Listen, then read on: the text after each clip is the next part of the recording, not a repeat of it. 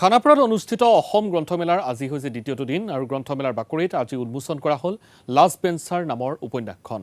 অসমীয়া প্ৰতিদিন কাকতৰ লখিমপুৰৰ জ্যেষ্ঠ সাংবাদিক কুমুদ বৰুৱাই লিখি উলিয়াইছে এই উপন্যাসখন।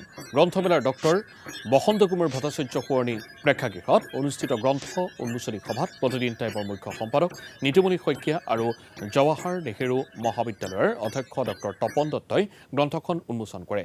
পাঞ্চজন্য বুকছে প্ৰকাশ কৰা উপন্যাসখনৰ বিতৰক সতীৰ্থ জ্ঞানযাত্ৰা।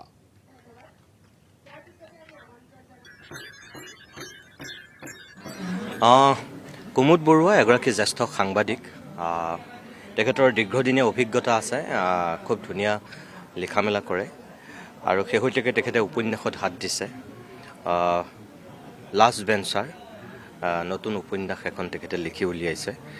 লাষ্ট বেঞ্চত বহা যিসকল ছাত্ৰ ছাত্ৰী, আমি সাধাৰণতে তেওঁলোকক অলপ বেলেগ দৃষ্টিৰে চাওঁ আগতে।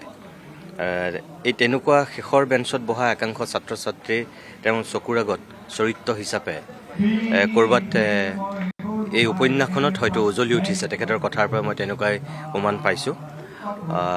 মই তেখেতক শুভেচ্ছা জনাইছোঁ যে বছৰৰ এই শেষৰ সময়ছোৱাত অসমীয়া উপন্যাসত এখন নতুন উপন্যাস তেখেতে উপহাৰ দিছে আৰু পাঠকে যদি উপন্যাসখন পঢ়ে তেতিয়াহ'লে তেখেতৰ কষ্টই সাৰ্থকতা পাব। খুব সৰু উপন্যাস, বৰ বেছি নহয়, 95 পৃষ্ঠাৰ আৰু মূল্যও বৰ বেছি নহয়। গতিকে পাঠক সমাজে যদি তেখেতৰ এই উপন্যাসখন আদৰি লয়, মই ভাবোঁ তাতেই তেখেতৰ সাৰ্থকতা।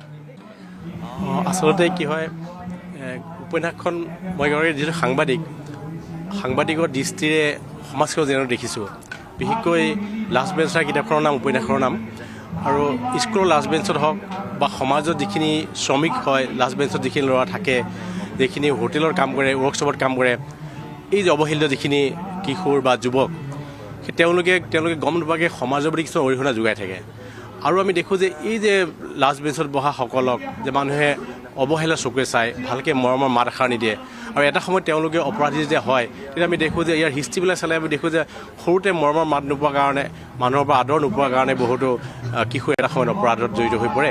আৰু এই গোটেই বিষয়বিলাক লৈ এই গ্ৰন্থখন লিখা হৈছে। আৰু আমাৰ কিছুমান কিশোৰী কিছুমানৰ কাম কৰিবলৈ বুলি নিশ্চিত অৰুণাচলত বিক্ৰী হয়, বাহিৰত বিক্ৰী হয়, সেই তেনেকুৱা গোটেই বিষয়বিলাক ইয়াত সামৰি লৈছোঁ। মই আশা ৰাখিছোঁ যে অকণ নতুন চিন্তা, নতুন বিষয়ে গ্ৰন্থখন প্ৰয়োজন কৰা হৈছে, পাঠক সমাজে আদৰি ল'ব।